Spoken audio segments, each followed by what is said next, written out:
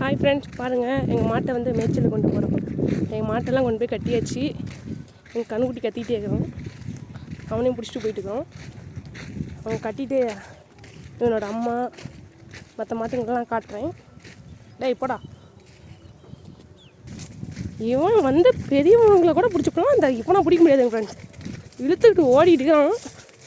ஒரு தட்டு விட மாட்டான். பிள்ளை மேய மாட்டான். அவனுக்கு எது ஈஸியாக கிடைக்குதோ அதை திம்மாவன். அவன் மேஞ்சிலும் திங்க மாட்டான். என்ன இழுத்தோன்னு வர மாட்டேங்கிறான். வாடா.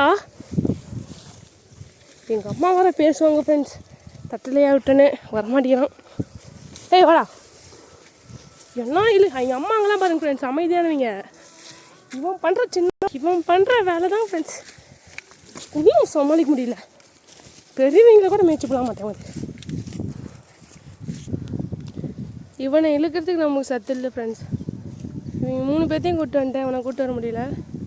இங்கேயே சாப்பிட்டோன்னு விட்டேன் ஃப்ரெண்ட்ஸ்.